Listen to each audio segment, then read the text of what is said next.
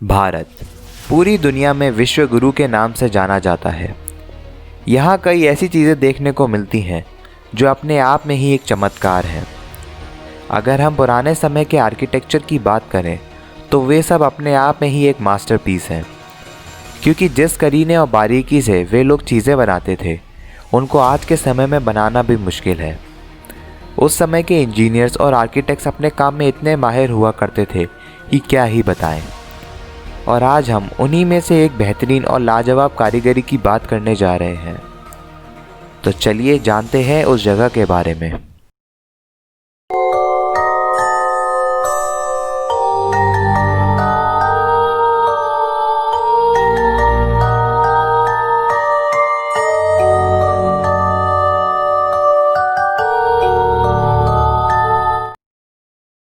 आज हम बात करने जा रहे हैं भारत के एक बेहद ही प्राचीन मंदिर के बारे में जो मौजूद है महाराष्ट्र में। जी हाँ, मैं बात कर रहा हूँ कैलाश टेम्पल के बारे में। कैलाश टेम्पल महाराष्ट्र के औरंगाबाद से 30 किलोमीटर दूर एलोरा केव्स में मौजूद है। कैलाश और कैलाशनाथ मंदिर दुनिया का वो सबसे बड़ा मंदिर है जिसे पत्थर से काट कर बनाया गया है। ये पूरी दुनिया का सबसे बेहतरीन केव टेम्पल है जिसको 8th सेंचुरी में राष्ट्रकूट राजा कृष्णा प्रथम ने RC 756 से 773 के समय में बनवाया था। मंदिर का जो ऊपरी भाग है वो 32.6 मीटर यानी 107 फीट ऊपर है मंदिर के निचले कोट से, और उसका ऊपरी हिस्सा स्लोप फॉर्म में बना हुआ है। इस मंदिर में कई पुराने आर्किटेक्चर्स और पेंटिंग्स देखने को मिलती है, पर सवाल ये है कि इतना बेहतरीन मंदिर बनाया कैसे गया। तो वो समझाने के लिए मैं ले चलता हूँ आपको कैलाश टेम्पल के इतिहास में।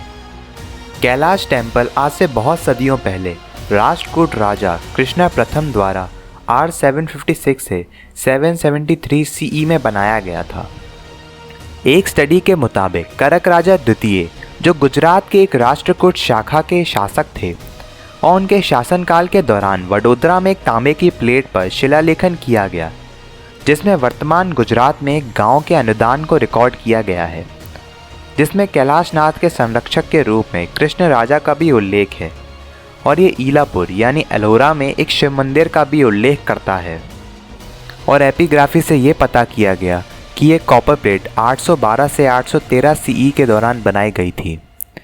हालांकि एपिग्राफी से ये भी पता चला कि मंदिर को बनाने में सिर्फ कृष्ण राजा की ही भूमिका नहीं है, बल्कि कुछ विद्वानों का मानना है कि इस मंदिर के निर्माण में कई राजाओं के शासनकाल बीते, जबकि कुछ जगह ये लिखा गया है कि कृष्ण राजा के उत्तराधिकारी द्वारा जारी भूमि अनुदान में कैलाश मंदिर का कोई भी संदर्भ नहीं है। लेकिन अगर हम मंदिर के पास मौजूद गुफा 15 यानी दशावतार गुफा में देखें तो वहाँ एक शिलालेखन देखने को मिलता है जिसपे कृष्ण राजा और उसके भतीजे दंती दुर्गा के बारे में बताया जाता है। इस सब के आधार पर 1952 में कला इतिहासकार हरमन गोइट्स ने एक सिद्धांत दिया कि दंती दुर्गा के शासनकाल के दौरान कैलाश मंदिर का निर्माण शुरू हुआ था। कृष्ण राजा ने केवल पहले पूर्ण संस्करण का अभिषेक किया था जो वर्तमान मंदिर की तुलना में बहुत छोटा था। गोइट्स के अनुसार मंदिर निर्माण में दंती दुर्गा की भूमिका जानबूझकर दबाई गई थी, क्योंकि कृष्ण ने मृत्यु से पहले सिंहासन का दावा करने के लिए दंती दुर्गा के पुत्रों को दरकिनार कर दिया था। गोइट्स के अनुसार कैलाश टेम्पल बनाने में ध्रुव द्रवश, गोविंदा तृतीय, अमोघवश नृपतुंग और कृष्णा तृतीय ने अहम भूमिका निभाई थी। M.K. धावलेकर ने मंदिर के वास्तुकाल का विश्लेषण किया और निष्कर्ष निकाला कि मंदिर का प्रमुख हिस्सा कृष्ण प्रथम के शासनकाल के दौरान पूरा हो गया था। हालांकि उन्होंने गोइट्स के साथ सहमति व्यक्त की कि मंदिर के कुछ अन्य हिस्सों को बाद के शासकों के लिए दिनांकित किया जा सकता था। धावलेकर ने यह भी बताया कि कृष्ण राजा ने मुख्य तीर्थ स्थल, उसका प्रवेश द्वार, नंदी मंडप, निचला मंजिला, हाथी शेर का घाट, दरबारी हाथी और विजय स्तंभ बनवाए थे। और एक बात और, धावलेकर ने यह भी बताया था कि मंदिर में सबसे महत्वपूर्ण मूर्ति जिसमें कैलाश पर्वत को हिलाते हुए रावण को दिखाया गया है वो सब कृष्ण राजा के शासनकाल के बाद बनाई गई थी। कैलाश टेम्पल अपनी एक और चीज़ के लिए भी जाना जाता है, उसकी वर्टिकल एक्सकेवेशन के लिए। मतलब कि कैलाश टेम्पल को ऊपर से बनाया गया है। कैलाश टेम्पल की नक्काशी ऊपर से शुरू करके नीचे तक लाई गई है और इस मंदिर का निर्माण पाठ कृष्ण याज्ञवल्क्य ने किया था, पुराने मराठी लेजेंड्स के अनुसार। दरअसल कैलाश टेम्पल बनाने के पीछे एक कहानी है। अकॉर्डिंग टू लेजेंड, स्थानीय राजा एक गंभीर बीमारी से पीड़ित थे, तो उनकी रानी ने अपने पति को ठीक करने के लिए एलापुर के भगवान कृष्णेश्वर यानी भगवान शिव से प्रार्थना की। उसने अपनी इच्छा के अनुसार मंदिर बनाने की कसम खाई और बोला कि जब तक वो मंदिर के शिखर को देख नहीं लेती तब तक अपना उपवास नहीं तोड़ेगी, और ये वचन लिया। राजा के ठीक होने के बाद उन्होंने तुरंत एक मंदिर बनाने का अनुरोध किया, लेकिन कई वास्तुकारों ने बता दिया कि मंदिर को शिखर तक बनाने में कई महीने लगेंगे। पर कोकासा नामक एक वास्तुकार ने राजा को आश्वासन दिया कि रानी 1 सप्ताह के भीतर मंदिर के शिखर को देख पाएंगी, और उन्होंने एक चट्टान को तराशकर मंदिर का निर्माण शुरू किया और मंदिर को शिखर से तराशा और अपने कहे अनुसार शिखर को 1 सप्ताह में बना डाला। और रानी ने अपना उपवास तोड़ा और तब से इस मंदिर का नाम मणिकेश्वर भी पड़ा।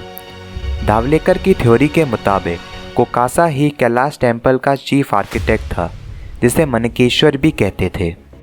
कैलाश टेम्पल बनाने में लगभग 2 लाख टन वॉल्केनिक रॉक को तराशा गया था, वो भी 757 से 783 एडी में। और अगर आज के समय में इसे बनाया जाए तो 200 दिन लगेंगे, वो भी 24 घंटा लगातार काम करने पर।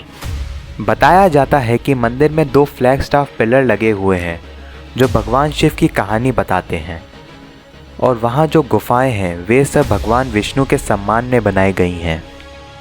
बताया जाता है कि मुगल किंग औरंगजेब ने इस मंदिर को तबाह करने के लिए 1000 लोग भेजे थे, पर वे लोग इस मंदिर का कुछ नहीं बिगाड़ पाए।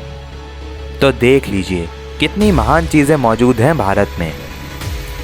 मैं फिर लौटूंगा एक नए रहस्य और एक नए इतिहास के साथ।